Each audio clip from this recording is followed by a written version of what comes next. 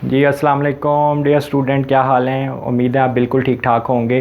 तो जी स्टूडेंट, आज जो टॉपिक हम डिस्कस करेंगे, इससे पहले हमने डिस्कस किया था मेजर ऑफ सेंट्रल टेंडेंसी के बारे में। तो मेजर ऑफ सेंट्रल टेंडेंसी मैंने आपको बताया था single value which represent the whole data.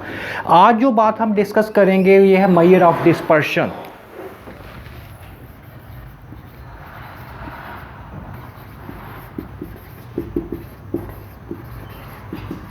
Major of dispersion. Measure of dispersion क्या है? Measure of dispersion are use to calculate scatterness from central value.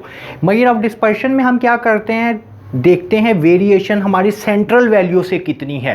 जैसे मैंने आपको सेंट्रल टेंडेंसी बताया था, सेंट्रल टेंडेंसी क्या होती थी? Single value which represent the whole data, वो सेंट्रल वैल्यू होती थी।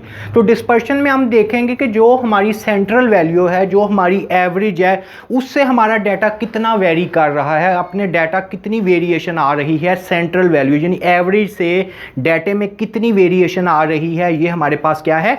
डिस्पर्शन। यानी measure of dispersion are use to calculate scatterness और वेरिएशन फ्रॉम सेंट्रल वैल्यू या फिर फ्रॉम एवरेज। एवरेज से बताता है कि कितनी वेरिएशन आ रही है, ये क्या है? Measure of dispersion. अब मेजर ऑफ डिस्पर्शन में देखें तो आपने ये सुना होगा, इसकी दो मेन टाइप हैं डिस्पर्शन की। एक तो एब्सोल्यूट मेजर ऑफ डिस्पर्शन है, एक एब्सोल्यूट मेजर ऑफ डिस्पर्शन है, एक रिलेटिव मेजर ऑफ डिस्पर्शन है। ठीक है, इन दोनों में आपको डिफरेंस पता होना चाहिए। Absolute measure of dispersion express in same unit. इसके लिए आपने वर्ड याद रखना है। एब्सोल्यूट के लिए ये कहाँ पे एक्सप्रेस होती है? सेम यूनिट में यूज़ होती है या फिर ओरिजिनल यूनिट होते हैं। इसका क्या मतलब है? इसका मतलब यह है कि फॉर एग्जांपल आपके पास डाटा गिवन है सेंटीमीटर में, किलोमीटर में, रुपीज़ में, ये आपके मेजरमेंट ऑफ यूनिट है। तो जो आपकी वेरिएशन है, जो आपकी डिस्पर्शन है, वो भी इसी में आएगी। अगर आपका डाटा सेंटीमीटर में गिवन है तो आपकी वेरिएशन भी सेंटीमीटर में आएगी।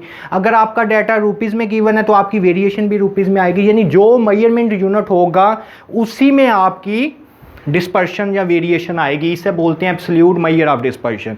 यानी क्या है? Absolute measure of dispersion express in same unit. ठीक होगी बात। And relative measure of dispersion क्या है? Relative measure of dispersion express in ratio. इसे हम एक्सप्रेस करते हैं रेशो में, परसेंटेज, कोफिशिएंट। यानी relative measure of dispersion express in ratio, percentage, coefficient में ये होती है। ठीक है। और ये जो आपके पास रिलेटिव मेजर ऑफ डिस्पर्शन है, ये free from measurement of unit है, independent from measurement of unit है। इसमें जो मेजरमेंट ऑफ यूनिट है उससे ये इंडिपेंडेंट है। ठीक होगी बात।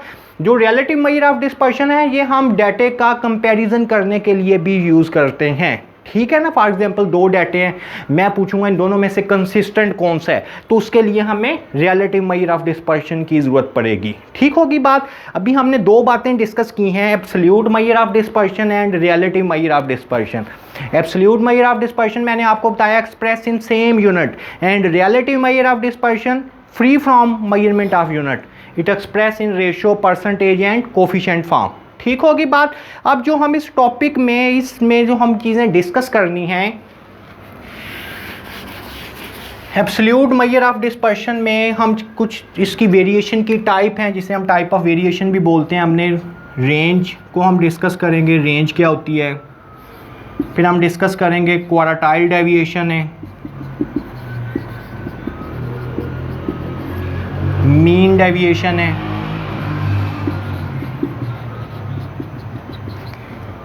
वेरिएंस है एंड स्टैंडर्ड डेविएशन है।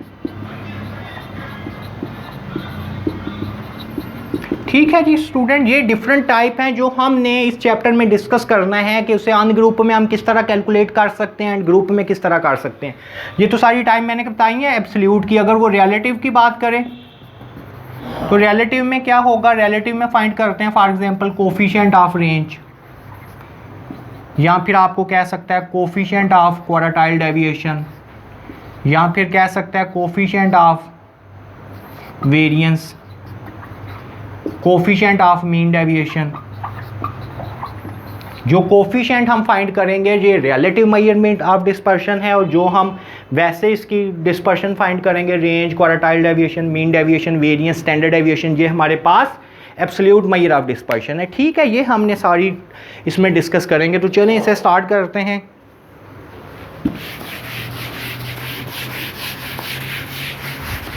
सबसे पहले मैं आपको बताता हूँ इसकी जो फर्स्ट टाइप है रेंज।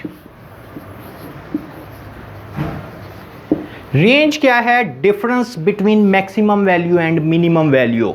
मैक्सिमम वैल्यू और मिनिमम वैल्यू का जो डिफरेंस होता है उसे हम क्या बोलते हैं? रेंज। ठीक होगी बात? Range difference between maximum value and minimum value, difference between largest value and smallest value. सबसे बड़ी वैल्यू में से सबसे छोटी वैल्यू माइनस करो तो उसे हम क्या बोलते हैं? रेंज।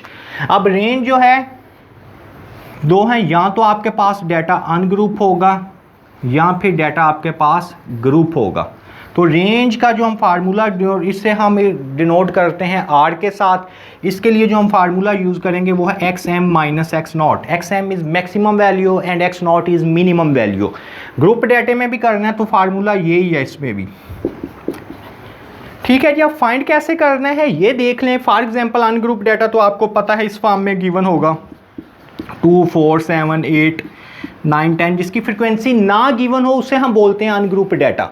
अगर अनग्रुप डाटा है, आपको कह रहा है इसकी रेंज फाइंड करो, तो रेंज का फार्मूला हमें आता है x m minus x naught. तो एक्स एम सबसे बड़ी वैल्यू क्या है इसमें? 10। सबसे छोटी वैल्यू क्या है? 2। तो 10 में से 2 को माइनस कर दें तो आपके पास रेंज आ जाएगी। सबसे बड़ी वैल्यू में से सबसे छोटी वैल्यू माइनस करो तो रेंज है। तो बिल्कुल सिंपल है, इसमें कोई टफ बात नहीं है। ठीक होगी बात? अब अगर आपके पास ग्रुप डेटा गिवन है, अगर आपने उसकी रेंज फाइंड करनी है, फॉर एग्जांपल क्लास लिमिट है 1 to 5, 6 to 10, 11 to 15, 16 से 20, साथ फ्रीक्वेंसी भी गिवन है 4, 5, 6, 7। तो आप क्या किया करें, जब ग्रुप डेटा में रेंज फाइंड करनी है आप ऐसे करें, जो सबसे बड़ी लिमिट है, सबसे बड़ी लिमिट है 20 और स्टार्ट कहाँ से हो रही है? 1। तो 20 में से 1 को माइनस करो तो आपके पास रेंज आ जाएगी। ये भी सिंपल है, कोई नहीं है इसमें। जो सबसे बड़ी लिमिट है उसमें से सबसे छोटी लिमिट माइनस कर दो। अगर आपके पास x की वैल्यू गिवन है, क्लास लिमिट की जगह मिड पॉइंट गिवन है, सबसे बड़े मिड पॉइंट में से सबसे लोएस्ट मिड पॉइंट माइनस कर लें। ठीक होगी बात? तो रेंज हमारे पास क्या था? रेंज मैंने आपको बताया difference between maximum value and minimum value. On group डाटे में भी हमने डिस्कस कर लिया और ग्रुप डाटे में भी डिस्कस कर लिया।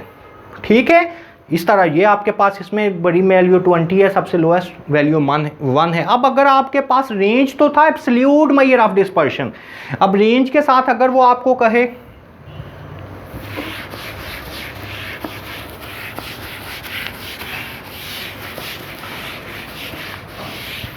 कोफिशिएंट ऑफ रेंज, तो कोफिशिएंट ऑफ रेंज का फार्मूला आपने याद रखना है x m minus x naught, x m plus x naught. Ungroup में भी यही फार्मूला है, ग्रुप में भी यही है। अगर अन ग्रुप है तो फिर भी हम यही यूज़ करेंगे, ग्रुप है तो वो भी। अब फॉर एग्जांपल मैंने लास्ट एग्जांपल किया अन ग्रुप डाटे में, उसमें सबसे बड़ी वैल्यू क्या थी? 8। सबसे छोटी वैल्यू क्या थी? 2। तो आप क्या करोगे? 8 में से 2 माइनस कर दोगे, 8 में से 2 प्लस कर दोगे, 6/10। तो ये हमारे पास क्या? एब्सोल्यूट मेजर ऑफ डिस्पर्शन का कोफिशिएंट ऑफ रेंज आ जाएगा। अगर ग्रुप डाटे में भी करना है तो सबसे बड़ी, अगर ग्रुप डाटे में जो मैंने आपको भी एग्जांपल दिया उसमें भी आप फार्मूला यूज़ करो कोफिशिएंट ऑफ रेंज का एक्स एम। सबसे बड़ी लिमिट क्या थी? 20, लोअर क्या थी? -1। इसमें क्या? 20 + 1, 21/22। इसको करोगे तो ये आपके पास रेंज आ जाएगी। यानी रेंज भी आपको पता लग गया किस तरह फाइंड करनी है और आपको कोफिशिएंट ऑफ रेंज का भी आइडिया हो गया है। तो जो रेंज है ना बच्चों, अगर ये सबसे पुअर टाइप है वेरिएशन की, ये इतनी अच्छी टाइप वेरिएशन की नहीं है। क्यों पुअर टाइप अगर आपसे पूछे क्यों नहीं? देखने में तो ये सबसे अच्छी है क्योंकि बिल्कुल सिंपल सी है, कैलकुलेशन में तो ये हमारे लिए तो सबसे अच्छी है। पुअर टाइप क्यों है? पुअर टाइप इस वजह से है क्योंकि ये पूरे डाटे को तो लेती नहीं है, ये तो सिर्फ 2 वैल्यू को लेके हम वेरिएशन फाइंड कर रहे हैं ना, सबसे बड़ी वैल्यू माइनस सबसे छोटी वैल्यू, पूरे डाटे को नहीं ये ले रही। इस वजह से ये इतनी अच्छी टाइप वेरिएशन की नहीं है। क्लियर होगी बात? ये तो बिल्कुल सिंपल सा था, मैंने आपको बता दिया रेंज हम किस तरह कैलकुलेट कर सकते हैं। क्लियर है बात बच्चों?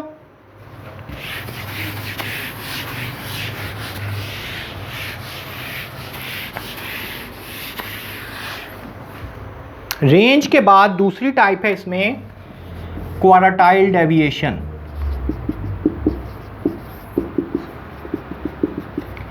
क्वार्टाइल डेविएशन की डेफिनेशन आपको पता होनी चाहिए, the half difference between upper quartile and lower quartile. लिख लें ये, जैसे ही मैं लेक्चर देता हूँ आप अपनी नोटबुक जो है वो अपने सामने रख लिया करें। क्वार्टाइल डेविएशन क्या है? The half difference between upper quartile and lower quartile. Upper और लोअर क्वार्टाइल का जो हाफ डिफरेंस है उसे हम क्या बोलते हैं? Quartile deviation. ठीक है, इसका दूसरा नाम सेमी इंटर क्वार्टाइल रेंज भी है, सेमी इंटर क्वार्टाइल रेंज। इसे हम सेमी इंटर क्वार्टाइल रेंज भी बोलते हैं। अगर आपको क्वार्टाइल डेविएशन कहे या सेमी इंटर क्वार्टाइल रेंज कहे तो वो एक ही बात पूछ रहा है। ठीक होगी बात। इसकी डेफिनेशन भी मैंने आपको बता दिया था, half difference between upper quartile and lower quartile is called quartile deviation. अब डाटा तो आपके पास टू फॉर्म में ही है, या अनग्रुप है या ग्रुप है। तो अनग्रुप में क्वार्टाइल डेविएशन का हम क्या फार्मूला यूज़ करेंगे? Half difference between upper quartile Q3 होती है, लोअर क्वार्टाइल Q1 होती है, इसका हाफ डिफरेंस ले लें, इसको 2 पे डिवाइड करें तो ये आपके पास क्वार्टाइल डेविएशन आ जाएगी। अगर ग्रुप डाटे में हमने क्वार्टाइल डेविएशन फाइंड करनी है तो Q3 में से Q1 माइनस करें, इसे 2 पे डिवाइड करें तो ये आपके पास लोअर क्वार्टाइल आ जाएगी, उस पर क्वार्टाइल डेविएशन आ जाएगी। ठीक है ना। अनग्रुप में भी सेम है, ग्रुप में भी सेम है। अब आप कह रहे हो गए ये तो सेम फार्मूला है दोनों में, लेकिन डिफरेंस कहाँ पर आएगा? डिफरेंस यहाँ पर आएगा। ये देखें, ये Q3 माइनस Q1/2 है, इसके लिए हमें Q1 भी चाहिए, Q3 भी चाहिए फाइंड करने के लिए। तो पहले मैं Q1 फाइंड करूँगा। ये Q3 और Q1 अनग्रुप डाटे में आप अनग्रुप के मेथड से फाइंड करोगे, जबकि ग्रुप डाटे में हम ग्रुप वाले मेथड से फाइंड करेंगे। तो Q1 का अनग्रुप में क्या फार्मूला? n+1/4 TH। Q3 का अनग्रुप में क्या फार्मूला है? 3n+1/4 TH।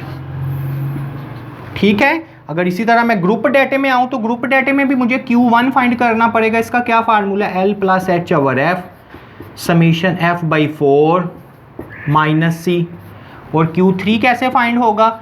L+H/F summation F/3 summation F/4 -C।